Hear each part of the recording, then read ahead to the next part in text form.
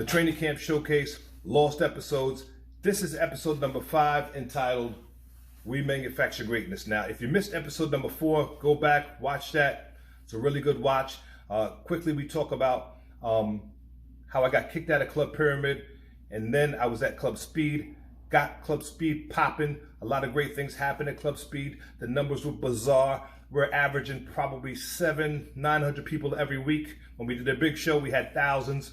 But at the same time as the numbers were climbing at Club Speed, the numbers were decreasing at Club Pyramid. So they asked me to come back. We had a meeting.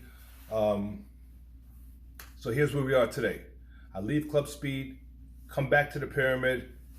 Episode number 5, We Manufacture Greatness. Episode number 5, real quick. It was real simple. You would come through, sign your name on the list, pay $10, and wherever you perform, that would be your order of performance. The only thing that we asked is when you were performing that you give us 110% of yourself when you was on that stage. I gotta be honest with you. Most people that came in the club, they really didn't know the art and the science of performing. Almost 98% of the people did not know how to properly perform. So what we would do is take the time to go through and learn the science behind performing effectively. In addition to that, of course, we spent a lot of time covering business and business acumen.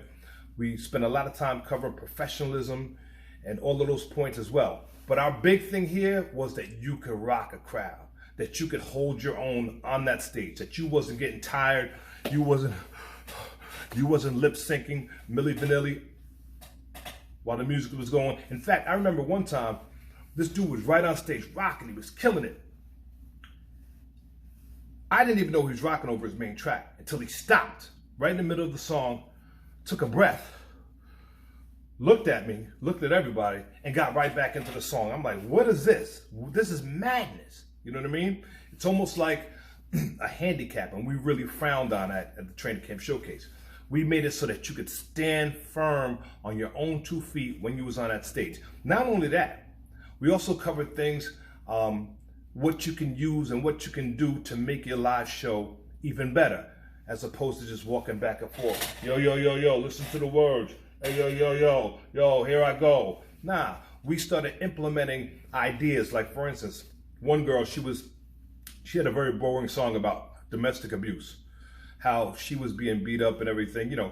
And I'm not making light of her situation, but she came to the Training Camp Showcase to tell her story. Well, I said, listen, how about we put up a sheet?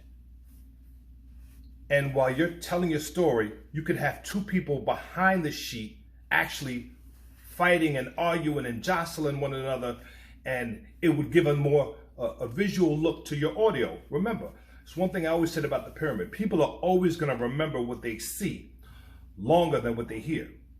You know what I mean? So everybody came through, we trained together, we got better together.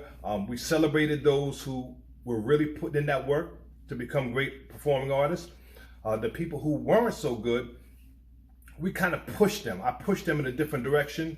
One of the directions that people say cost me a lot of money, but I don't give a shit, was if you was not hot on that stage, we would boo you. We would boo you. Boo, get out of here. Go back home, go study, go train. And so, you know, people that, you know, were with me came to me and said, listen, this is costing you a lot of money because people are not coming back. So then I implemented a system where if you was trash, after your first verse, we'd start clapping. Like, that's like a sign language for that's enough, get off the stage. And so, you know, we kind of broke people in a different way. But I'm going to tell you, once we started that clapping business, and we also implemented a system of evaluation where we had papers that you would work on stage presence, you work on lyrics, you work on delivery, you work on all of these different things. And I would actually be there every week checking off the things that you could work on. And some of my constituents were there as well. And you would get this paper at the end of the week, and these are the things that you would work on for the following week. That's when we started to manufacture greatness. That's when everybody really, really, really started to give us 110% more so than they ever had. It was bananas. I felt like the training camp could go anywhere. And we had a core group of people, maybe about 50 people or so, and this is in our regular open mic, that can go anywhere in the country. And we did. We would travel anywhere in the country and just challenge other showcases. I'd bring 20 artists with me, 10 artists with me, sometimes only 5.